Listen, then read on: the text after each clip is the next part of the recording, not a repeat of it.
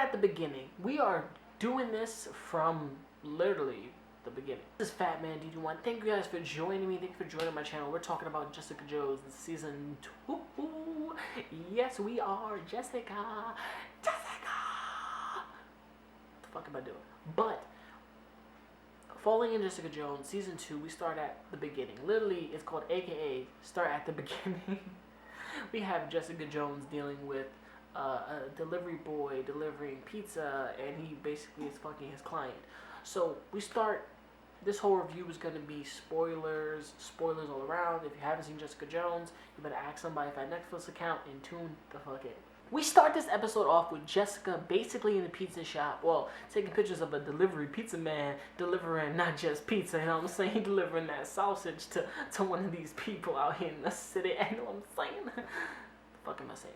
The manager wants to know why it's taking her pizza delivery / boyfriend too fucking long to deliver one freaking pie. He's actually delivering sausage to somebody else's door, and he's delivering pie. Takes mad long to do a pizza delivery on the side as he's getting some nookie and smashing his boss. After he comes in, Ralphie's a dumbass. Ralphie comes in talking about, hey, that order took a little bit longer. Jessica hasn't even gotten paid yet, and the boss is like, you got one more job. Kill this sucker. And she's like, okay, I'm done. No, kill him. I heard you snap some dude's neck way back. They're talking about Kilgrave. She snapped Kilgrave's neck because Kilgrave had to die. If anybody knew Kilgrave was a jackass, he had to die. Seriously, snap his neck. Pull his neck off. He had to die. He was just a mind-controlling jackass. But anybody able to dissect his body and drain his brain fluid might have his abilities. So, yeah. So, basically, Jessica's like, listen, she wants me to kill you. She found out you did this. You scum. Breaks the chair. He runs out. She's like, why'd you do that? She's like, seriously? You call me a criminal. You call me a freaking, like, vigilante or a hero. Which one am I? Threatens this lady. It's like, a vigilante will beat your ass. A hero will put you in jail for soliciting murder. Which one am I? It's like, I wanted her to see her beat her ass, but push her down and took a nice slice of pizza home. I like with that. So, the moral of this one was, build a stronger door and also make sure people don't get to you. I like this part of the episode because that's just the beginning. Let's move on to Trish. Trish as well, singing It's Patsy at somebody's birthday party just to get a file. I'm like, yo, Trish, you be going to some extreme levels for Jessica. And I think Jessica appreciates what Trish does, but damn, she had a dress on and everything looking all cute and sing, It's Patsy. I really wanted to throw a ball at her head, like on some real, like, I didn't like that at all. But the fact that she goes this far for her stepsister really does mean she cares for Jessica and her well-being and just trying to help her move through. So maybe her and her sister are getting along a little bit, but she's like, why you gotta talk about IGH? She's telling her she's missing some time. Jessica, even though she was in a coma, she woke up with just fucking strange powers. She lost a lot of time, 20 years of some time. Well, not 20, like she lost a couple of times, like 20 days, and she lost a lot. The fact that you were in a coma, you weren't admitted to the hospital at a certain time. It's just weird, you know what I'm saying? So her sister's just saying, like, you gotta face this. It's not just Kilgrave in your head. There's other things that has to be in there. And Jessica just doesn't want to move past it. She doesn't want to do it, but she's coping with drinking, having sex a lot, fucking fighting hard. Like, she's coping in straight anger. She's not trying to meld her body and calm down because her spirit, everything about her is just being irrational, gives no fucks. Plus, she jumps off the roof and leaves Jess up there, and that's hilarious. Woken up in the middle of the freaking morning, and now she has clients. Dealing with these clients, telling their stories, and we meet one person that is detrimentally small to the old school comic, main little stream media, but hasn't been talked about much. The Wizard. Yeah, a speedster basically, but fear-based with superpowers. I don't know if that's the old classic version of him. He used to be scared and used to book it, but this dude was fat and had super speed, so kind of crazy. He used to be fit, but they gave him all these pills, and then he kind of just kept running, and it's very weird. But I think his speed he was running at when he was scared, ages him up and was able to slow him down. So I think he was getting slower because of the medication, and then aging because of, I don't know, the running and being scared, because that shit is fucking scary in itself. And then we meet, like, Chang Consulting, which he is a dick, and, like, I don't like the guy at all. Like, he comes in with these fucking tattoos ripped in his shirt. I'm like, seriously, if this was New York City, when did they film this? Like last summer? Because this dude was jacked.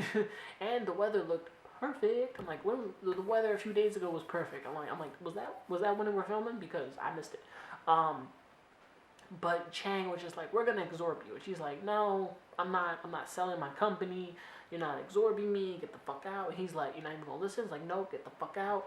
So it's basically her versus Chang. And then she meets new tenants moving in, which for some reason, after moving the refrigerator, the guy with the face, yeah, he's kind of like, I don't like her.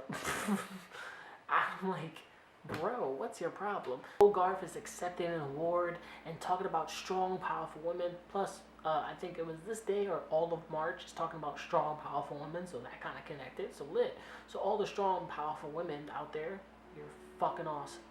You have no fucking idea because you are lit. Now, just moving into her speech, she's giving that praise. She's built her empire on her own 2 feet and has built awesome people around her. Even though her secretary is suing her for being in jail for like 3 minutes, and then yeah, it got kind of worse when her secretary was doing little splits on her desk showing that chiku chiku chiku chiku chiku chiku, and it was just bad enough. The fact that Hogarth has to defend her, and we move on to Trish, and you know Patsy's little career is going down south. Her boss is like, look, you gotta start talking about some good shit because ratings is gonna die unless you don't build up the ratings anymore, and I gotta step in and do something about it. I like this guy on TV. There's just some jackass on the news, some news dude, which I believe since they showed him, he's gonna lead more into the previous episodes, and we'll keep talking about the next episodes. I stopped at episode 5 to kind of stop and review this with you guys. So, we're building. I just kind of want to know where we're building to. Or Jessica is at Chang's office on the other side of a building taking pictures from his office area just to see what type of dirt she can grab on the guy. Before then, he sends all this information about everything he's done, like a clean book, like he's so-called clean, veteran, did all this other shit, served in Iraq, did this, did his own consulting firm. Fuck you, Chang. But Jessica's sister is very determined to find out who IGH really is, and Jessica seems to not want to pry back into her past, and she brings up a box that was in her storage space. It's her family's ashes to her mom, her dad, and her brother. I'm gonna be honest with you, that's fucking scary. And even her assistant was like, you didn't like scatter them? She's like, you're fired. Other words, go home, nigga, I ain't got time for you. And that's basically it for her. She's just like, listen, I just scattered them for a reason. I didn't want to open this box. Honestly, her sister's like, I don't have your powers. I'm not a PI. I've gone far enough as I can to get the information that I need to expose IGH. The fact of the matter is, there's a problem with you. And this is a problem, and they're a problem, and you don't want to look deeper into this. And she's telling Trish, it's not for me, it's for you. And honestly, Trish is like, yes, and yes, but also to give you some type of fucking closure, which some of that is true. But Trish is diving too much into this, and Jessica's pushing it back. And the fact that her family's ashes and her finding information about Chang makes sure her business is okay and doesn't get taken over, there's a lot on that. And now we get a flashback of a dream as she's looking up Chang's information, But moving back into the conversation with her and her sister, it's more about what the truth is and what you're looking for. What you're looking for isn't my truth. My decisions, what I'm doing, my life. She may be her stepsister, but she does have her best interest at heart. You know what I'm saying? And that's the best thing in the world. Like, she cares a lot. And that means more to Trish than I think Jessica can understand. But Jessica doesn't want to pry and open up information that doesn't mean shit to her. You know what I'm saying? But that's just even more. So let's keep on going. Jessica's having this weird little dream about her family in a car crash. She wakes up, her assistant wakes her up, puts a Red Bull on her table. Like, this woman goes through Red Bull, like, quick. And Neil, which Mr. Wizard shows back up again, the wizard. I'm calling him Wizard because his whole is like, wizard? So the wizard shows back up again talking about they almost dropped an air conditioner on his head, which I don't know who the fuck they is. And Jessica gets a whole pack of information from Chang's consulting, talking about Chang's fucking manifesto life story or some bullshit about struggle. And they literally put her to sleep when she was taking a piss. But she did find one of Chang's clients got his dog stolen, got his dog back. He was like, Felipe, Felipe's the cute little chihuahua, little Felipe. It was so adorable. And he was like, bro, my dog was at my ex-girlfriend's like freaking boyfriend's house and you couldn't get him. He's like, I couldn't get past the boyfriend, but Jessica could get past the boyfriend with a flick of her finger. Jessica got the dog back, gave the dog back to the guy, and now new client. But since the fact that she got her client stolen by Chang, Chang stole her client, she stole Chang's client.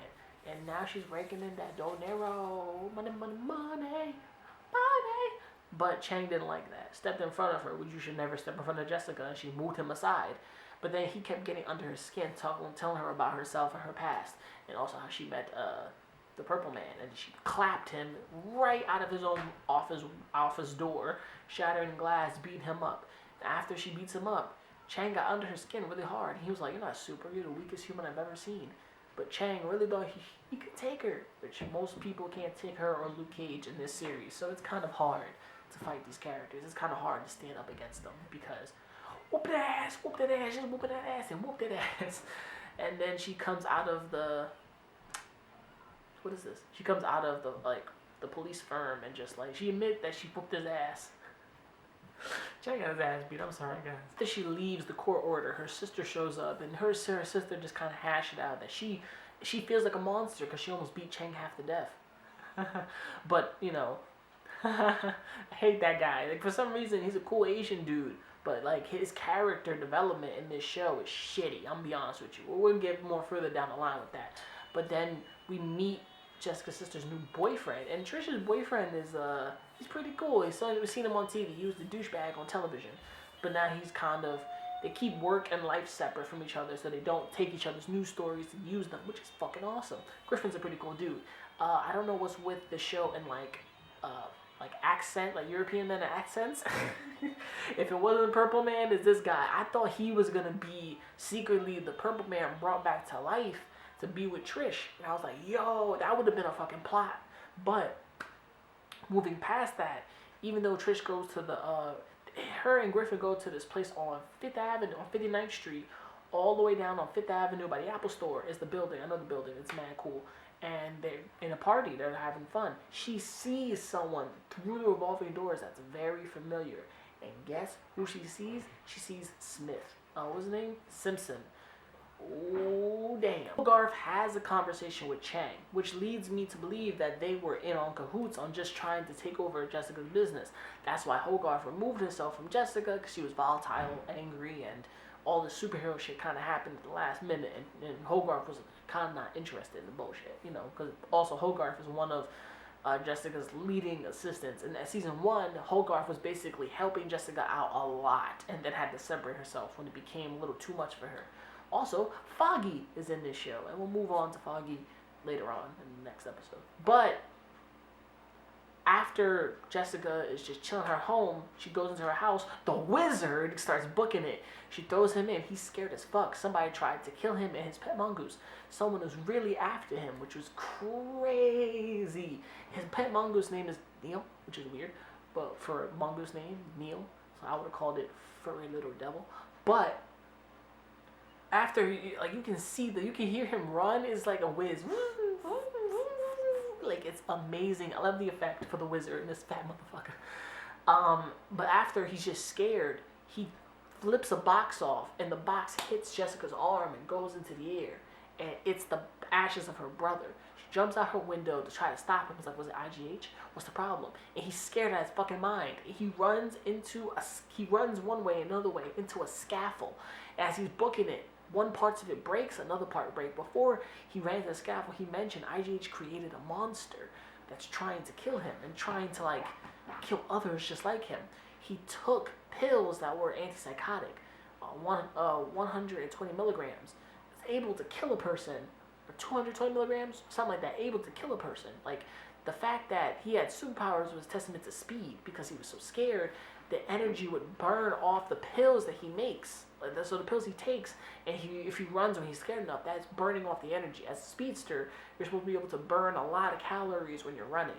So the fact that he's also a scared speedster made it a little more difficult to catch him. But I think the pills were slowing him down so the monster could catch him and crush him, which eventually They did. And the fact that Jessica found the pills in the manufacturer, we're going to move a little more further into who made the pills, hopefully. Plus, Hogarth went to the doctor. Some serious shit happened. Basically, after the wizard's dead and after they get the pill for the information, they go to a garment and factory place. But underneath the garment and factory place, guess what it is? It's IG motherfucking H. Facilities has been abandoned, look like for a few years. I say for a few years. Yeah. But that means it was abandoned for quite some time. But as Jessica's moving through the place, taking pictures, she's having flashbacks. She's remembering being there when she was little, getting little injections in her legs, shit like that. They made her, and she knows that this is the location. And what she mentions is, for a way to find information, to open the door, you gotta make the door wider. And then, after she's looking around, the whole thing just kind of cuts. This first episode, I'm gonna be honest with you, was really hard to grasp because it was kind of going in every different place. It was on Jessica for a bit, but then it kind of sped off into this person type shit. I'm already up to like episode 11. As you've seen, I've changed my shirt. Hentai shirt. All the hentai things. I love this shirt. And since you've watched through the entire video, I'm doing a channel giveaway for the first time ever. For the only way for you to win this giveaway, it is an awesome shirt with an awesome design, but I'm only giving it to the winner, and I'm not going to show it off just yet. You know, you got to make sure you like, subscribe, click that bell, and share. Number one thing you got to do is share. So if you're liking and sharing, and go follow my pages. So check out my Instagram, FatmanTKC, and check out my Twitch. But stay tuned to my Instagram because that's where it will be posted the most. The only way you can win the Instagram is you follow me here and on my Instagram. Make sure you like the video. Make sure you comment your favorite Dragon Ball Z character. So make sure you comment here and comment on my Instagram post. I'll be posting up later today or tomorrow. Make sure you comment your favorite Dragon Ball Z character, and you can win this awesome prize. So, I'm FatmanD1. Thank you for joining me for this long-ass video. If you stood all the way to the end, thank you. So, to me, to you, I'm Fatman. Peace, and I'm out. She see money all around me. I look like I'm the man. Yeah, but I was down and out like that.